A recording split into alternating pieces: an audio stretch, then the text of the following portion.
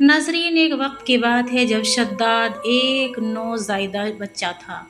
وہ اپنی ماں کے ساتھ ایک جہاز میں بیٹھ کر گہرے سمندر کا سفر کر رہا تھا۔ اس وقت شداد کی عمر 2 یا 3 دن تھی۔ جب جہاز سمندر کے بیچوں بیچ پہنچا تو اچانک زوردار طوفان اور بارش شروع ہو گئی۔ جہاز دھیرے دھیرے ڈوبنے لگا، لیکن شداد کی ماں نے جہاز کے ایک تختے پر مشکل سے اپنے آپ کو بٹھا لیا اور تیرنے لگی۔ جہاز میں سوار سبھی لوگ مارے گئے، لیکن شداد اور اس کی ماں کسی طرح زندہ بچ گئے۔ سمندر میں ان کے پاس کوئی نہیں تھا جو ان کی مدد کر سکے، صرف اللہ پر بھروسہ تھا۔ اپنے بچے کو دیکھتے ہوئے ماں کی آنکھوں میں آنسو آ گئے۔ وہ یہ دیکھ رہی تھی کہ اس معصوم بچے کو کیسے بچائے گی۔ تو ایک دم اللہ تبارک و تعالیٰ نے فرشتے کو بلایا اور کہا، اے اسرائیل، اس گہرے سمندر میں جاؤ جہاں ماں اور بچہ زندہ ہیں، اس ماں کی جان نکال لو۔ تو اسرائیل فرشتہ وہاں پہنچا، سمندر کے بیچوں بیچ، جہاں اس نے دیکھا کہ ماں اپنے بچے کو پیار کر رہی تھی اور اسے دودھ پلا رہی تھی، بچے کو بچانے کی بھرپور کوشش کر رہی تھی۔ یہ دیکھ کر حضرت اسرائیل کو تھوڑا دکھ ہوا۔ اس نے سوچا، اے اللہ، اب اس ماں کی جان لینی ہے، لیکن اس بچے کا کیا ہوگا؟ درد بھرے دل سے آج اسرائیل علیہ السلام نے ماں کی جان لے لی۔ اللہ کی اجازت کے مطابق سمندر خشک ہو گیا اور بچہ دھیرے دھیرے تیرتے ہوئے جنگل کے کنارے پہنچ گیا۔ بچہ بھوک کے کارن رو رہا تھا۔ اس جنگل میں ایک بڑا باغ اور باغبان رہتے تھے۔ ان کا بھی بچہ تھا، لیکن ان کے بچے مر گئے تھے۔ اللہ کی اجازت سے باغبان بچے کے پاس آیا اور اسے دیکھ کر اس کی ممتا جاگ اٹھی۔ اس باغبان نے بچے کو دودھ پلایا۔ اگلے دن ایک مچھوارا مچھلی پکڑنے کے لیے اس جنگل کے پاس سے گزر رہا تھا۔ اچانک اس کی نظر اس بچے پر پڑی۔ بچے کو دیکھ کر مچھوارے کو بہت دیا آئی۔ اس نے کہا، اے اللہ، یہ بچہ کتنا سندر ہے، نہیں جانتا یہ بچہ کس کا ہے اور ایسی جگہ پر کیسے زندہ ہے جہاں اس کے پاس کھانے کے لیے کچھ بھی نہیں ہے۔ مچھوارے نے سوچا کہ میں اس بچے کو اٹھا لوں۔ اٹھایا اور اسے اپنے قبیلے کے سردار کے پاس پہنچا دیا۔ سردار نے جب اسے دیکھا تو اسے بہت اس پر پیار آیا اور کہا کہ یہ بچہ کہاں سے ملا ہے؟ کیا تم جانتے ہو کہ اس کے ماں باپ کہاں ہیں؟ ہمیں اسے اس کے ماں باپ کو لوٹانا چاہیے۔ مچھوارے نے جواب دیا، سردار جی، میں جنگل کے پاس سے گزر رہا تھا، تب میں نے اسے ایک پیڑ کے نیچے روتے ہوئے پایا۔ اس کے آس پاس کوئی بھی نہیں تھا۔ مجھے لگتا ہے کہ اس کے ماں باپ اب اس دنیا میں نہیں رہے۔ اسے دیکھ کر مجھے پیار آ گیا، اس لیے میں اسے آپ کے پاس لے آیا۔ سردار نے کہا، ٹھیک ہے، میرے پاس بھی کوئی بچہ نہیں ہے، اس بچے کی ذمہ داری اب میں اٹھاؤں گا، آج سے میں اسے پالوں گا۔ اس طرح شداد بڑا ہونے لگا۔ جب 8-9 سال کا ہوا تو ایک دن بچوں کے ساتھ کھیل رہا تھا۔ وہ بہت ہی سندر تھا اور چالاک، ذہین تھا اور معصومیت کا خول پہن کر رکھتا تھا۔ ایک دن وہ میدان میں کھیل رہا تھا، تبھی اچانک اس نے دیکھا کہ کچھ سینک سڑک سے گزر رہے تھے۔ یہ دیکھ کر سبھی لوگ ڈر کے مارے بھاگ گئے، لیکن بچہ شداد وہیں کھڑا رہا۔ سینکوں میں سے ایک کی آنکھ اندھی تھی۔ اسے پتا تھا کہ سرما اندھے پن کو دور کرنے میں بہت اہم چیز ہے۔ سڑک کے کنارے سے گزرتے وقت اس اندھے سینک کو ایک سندر ڈبہ دکھائی دیا۔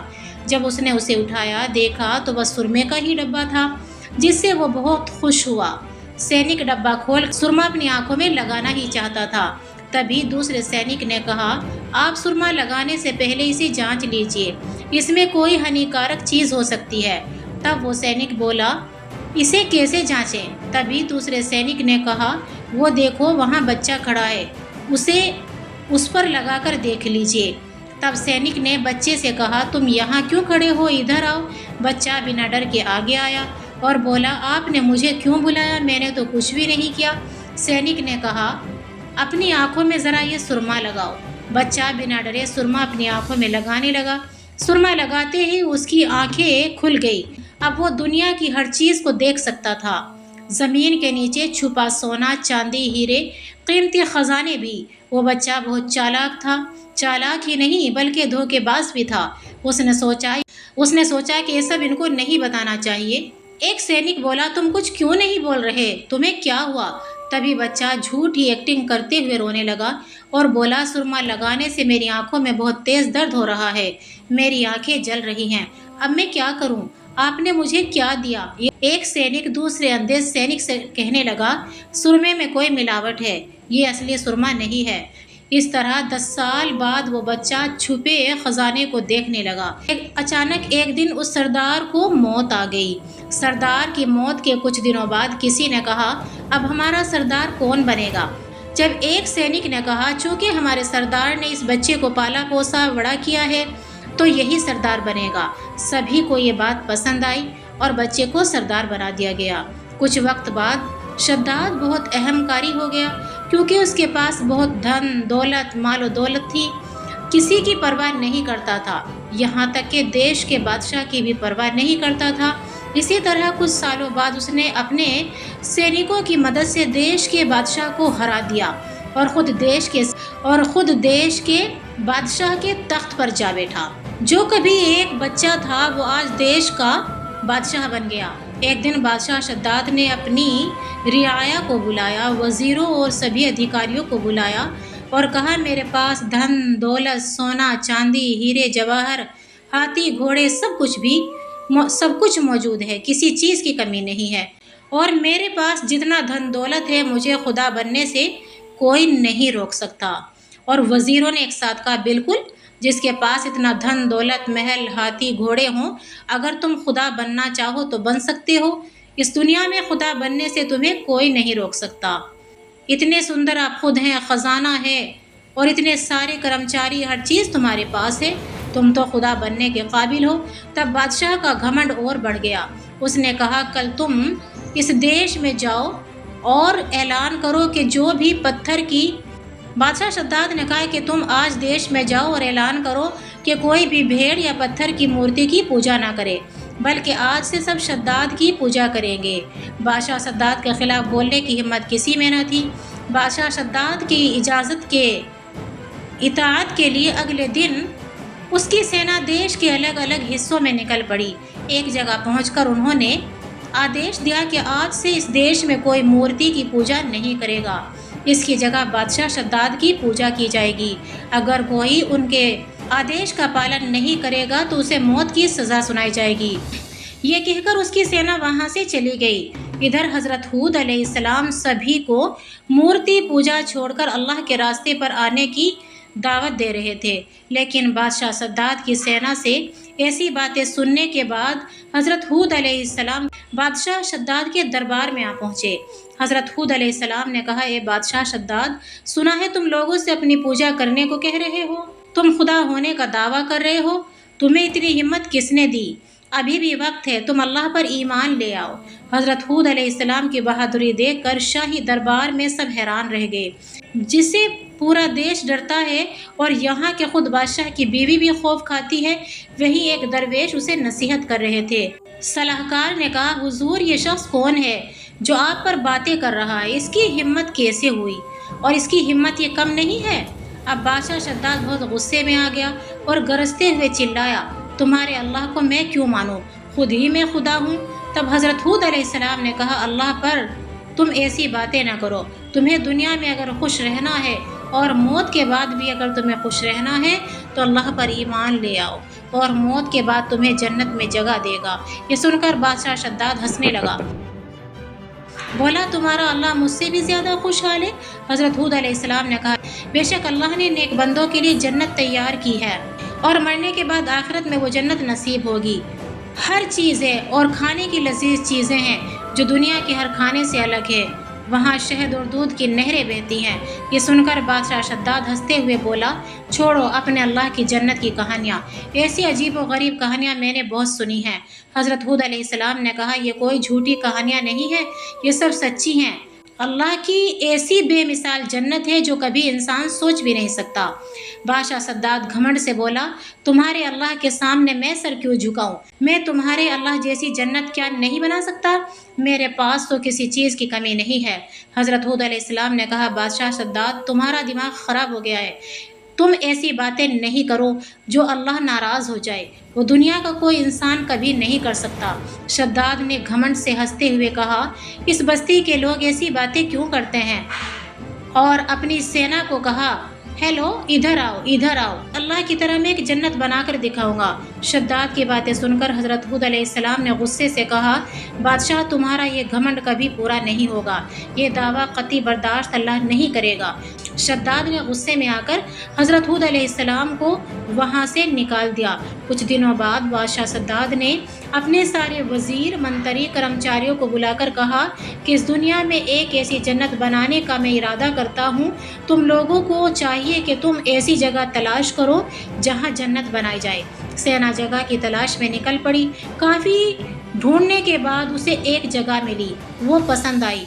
ये खबर देने के लिए सुबह जल्दी से राज दरबार में पहुंचे। सरदार जो मलिक सलाहकार बादशाह से बोला, हजरत जन्नत बनाने के लिए सबसे सुंदर जगह मिल गई है। बादशाह ने पूछा, कौन सी जगह है? उसका सलाहकार बोला, जिसकी लंबाई 8,000 मील और चौड़ाई में 5,000 मील है। ये सुनकर बादशाह शद्दाद बहुत खुश हो गए और तुरंत आदेश दिया कि इस देश में कोई भी अपने घर में सोना या चांदी नहीं रखेगा, सभी को राज दरबार में जमा करवाना होगा। हुक्म के मुताबिक शद्दाद की सेना देश के हर कोने में फैल गई। जिसके घर में सोना, चांदी, हीरा पाया जाता वो उसे उठा लेती। शद्दाद की सेना आम लोगों पर बहुत ज्यादा राज करने लगी। देश में गलत काम होने लगा। एक दिन बादशाह ने अपने मंत्री से पूछा, मंत्री जन्नत बनाने का काम कितना बड़ा है? दुनिया के कोनों कोनों से जितनी भी कीमती चीज़ें थी, सोना, हीरा, चांदी, मोती, याकूत, संगमरमर, सब इकट्ठा कर लिया है। इसी तरह दुनिया भर से लाखों कर्मचारी और कारीगर मजदूर जन्नत बनाने के लिए आने लगे हैं। बादशाह शद्दाद उन्हें हुक्म दे रहा था कि तुम जन्नत में ऐसी शानदार इमारतें बनाओ जिनकी एक ईंट सोने की हो और दूसरी चांदी की। दिन रात मेहनत कर 300 साल में ये जन्नत तैयार की गई। हर इंसान एक नज़र डालने पर उस जन्नत को तरसता था। उसमें शाही महल थे चारों तरफ और संगे मरमर लगा हुआ था। बगीचों में सोने चांदी के पेड़ लगे थे जिनकी पत्तियां सोने और चांदी और कीमती पत्थरों से बनी थी। एक खुशबूदार झरना था जिससे पानी बहता था, जिसमें पानी गुलाब की तरह महकता था।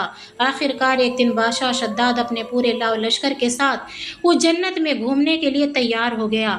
जब जन्नत के दरवाजे पर पहुंचा तभी अल्लाह ताला ने हज़रत इज़राइल अलैहिस्सलाम को भेज दिया और हुक्म दिया कि बादशाह शद्दाद की रूह कब्ज़ कर लो। हज़रत इज़राइल एक खूबसूरत इंसान का रूप लेकर जन्नत के दरवाजे पर खड़े हो गए। उन्हें देखकर बादशाह ने सोचा कि ये कोई दरबान है। उससे पूछने लगे, तुम क्या जन्नत के दरबान हो? क्यों इतना इतरा रहे हो? हज़रत इज़राइल अलैहिस्सलाम ने कहा, नहीं, मैं तुम्हारी कब्ज़ करने के लिए आया हूँ। ये बात सुनकर शद्दाद चौंक गया और चिल्लाने लगा, ऐसी मजाक मत करो, इज़राइल से मुकाबला करने के लिए मैं खुद ही तैयार हूँ। लेकिन शद्दाद ये बात कहते हुए भी कांप गया और ठिठक कर रह गया। उसका पूरा शरीर पसीने से तर हो गया।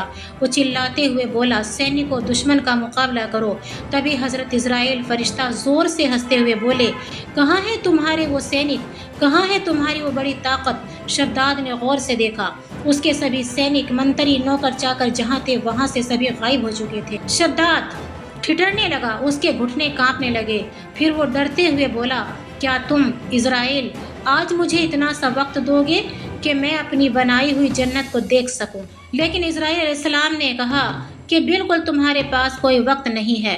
शद्दाद की इस तरह रूह कब्ज़ कर ली कि एक पाँव जन्नत के बाहर था तो एक पाँव शद्दाद का उसकी जन्नत के अंदर था। पैरों में गिर पड़ा लेकिन फिर भी माफ़ी नहीं मिली। जिसने इतनी मेहनत से 300 सालों में जो जन्नत बनाई थी उसे थोड़ा सा वक्त भी नहीं मिला। इज़राइल फरिश्ते ने सख्त आवाज़ में ख़बरदार किया और एक कदम बढ़ाने की भी इजाज़त नहीं दी। वहीं शद्दाद की जन्नत और शद्दाद दोनों ख़त्म हो गए। जन्नत और ये शानदार महल जो शद्दाद ने लोगों के ख़जाने से बनाया था, ज़मीन में मिलकर रह गई। उसका कोई नामो निशान बाकी न रहा। ना ही शद्दाद का घमंड काम आया। ये लोगों के दिलों में एक सबक बनकर रह गया। एक दिन हज़रत इज़राइल फरिश्ता अल्लाह के दरबार में हाजिर हुए और कहने लगे, मैं कब से लोगों की जान लेता हूँ और मुझे किसी पर ममता नहीं आई, लेकिन 2 बार ऐसा हुआ जब मुझे जान लेते वक्त थोड़ा अफसोस हुआ। उनमें से एक वो औरत जो तख्ते पर तैर रही थी, अपने बच्चे को प्यार कर रही थी। جہاز کے ڈوبنے کے بعد اپنے بچے کے ساتھ ایک لکڑی پر تیر رہی تھی، تبھی آپ نے اس کی جان لینے کا حکم دیا۔ تب مجھے اس بچے کے لیے بہت دیا آئی۔ میں نے آپ کا حکم کا پالن کیا کہ اس کو دودھ کون پلائے گا، لیکن میں یہی سوچتا رہا۔ دوسرے وہ بادشاہ جس نے اتنے سالوں میں جنت بنوائی، لیکن وہ اپنی جنت میں ایک سیر کرنے کے قابل بھی نہ رہا۔ اللہ تبارک و تعالیٰ نے فرمایا، کیا تم جانتے ہو یہ بچہ کون تھا؟